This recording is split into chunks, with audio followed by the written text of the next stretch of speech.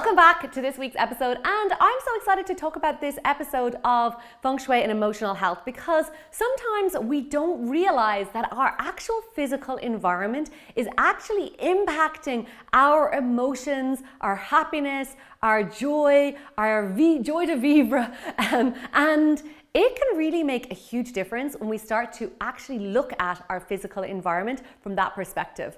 Interestingly enough, when Ken was going through his own journey, Ken, my husband, was going through his own personal development journey, he fell into Feng Shui for that exact reason. He realized that what was going on in the inside was kind of a mess, and also his external environment was mirroring that. So, what's the first thing I would say to you if you want to just kind of clear your head and to really start to become in a much more place of balance and harmony? And that's what Feng Shui is all about. It's about bringing your environment into a space of balance, harmony, and flow. And a quick reminder, don't forget to hit the like button and subscribe to the channel. And of course, hit that bell so that you will get notified every single time a new video gets released in my channel. So where do we start?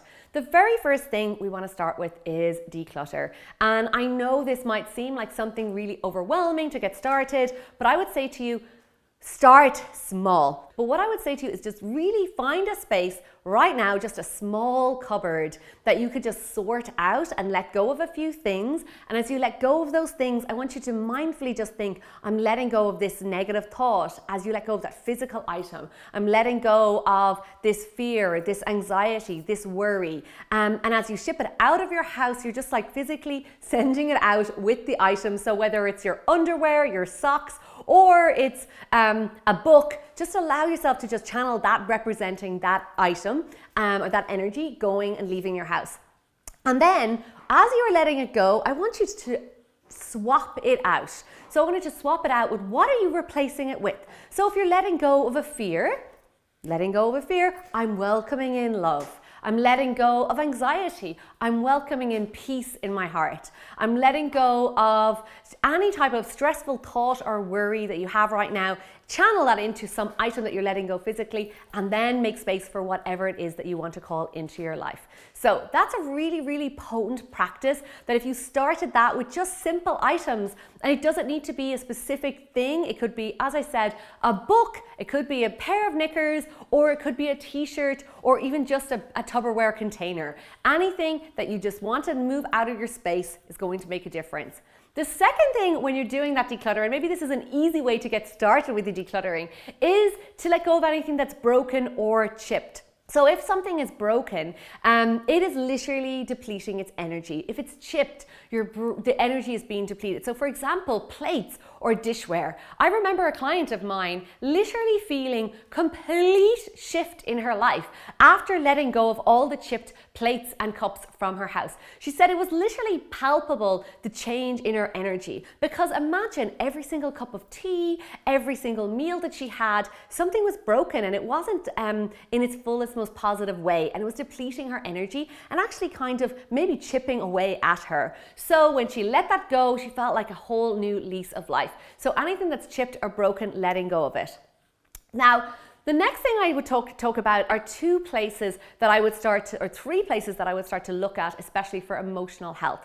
And it's to look at items in your home that may be associated with negative memories or negative interactions with people. So one of my clients, I remember doing a consultation, and on the way into her bedroom, she had a picture of a woman on her own, a solitary woman on its own, and it was kind of going into the fog. And I asked her, like, tell me about this picture. And she said, you know what, my husband took that picture. And I was like, oh, okay. Not a big fan of like a single woman picture on its own. It was quite foggy and dark.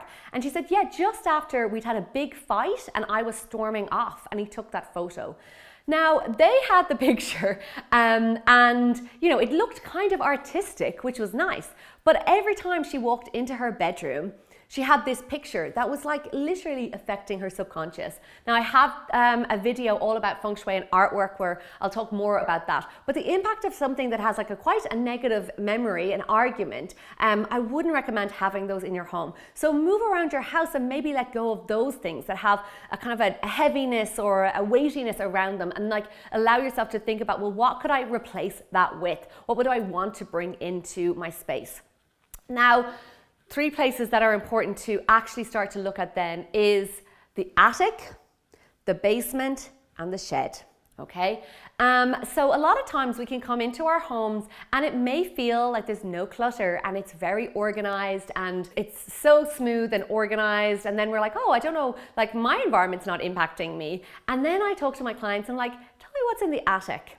So if you think about it just from like a logical point of view, stuff up in your attic is like bearing down on you. It's like literally bearing on your shoulders. It's like a weight on your shoulders. So a lot of times when things get shoved up in the attic, they still stay here, like really weighing down on you, but like so unconsciously. So you don't even realize that you have this weight like overpowering you every single day.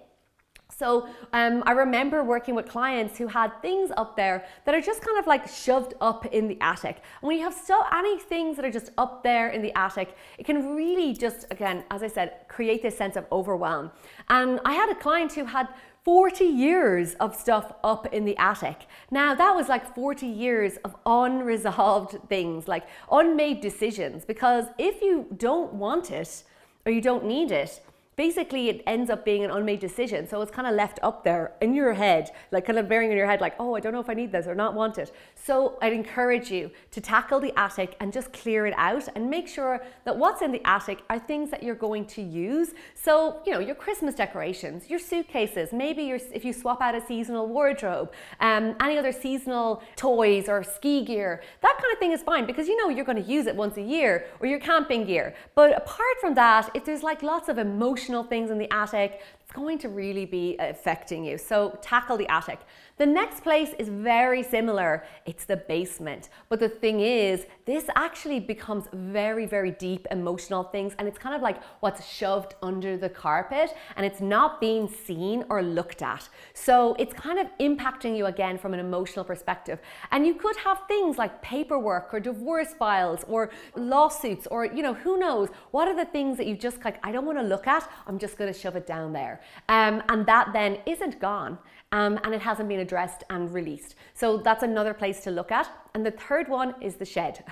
So if you have a shed, an outdoor shed, give yourself an opportunity to kind of, again, it is all like put to the side. If it's put to the side, it's like, oh, I don't want to deal with that right now.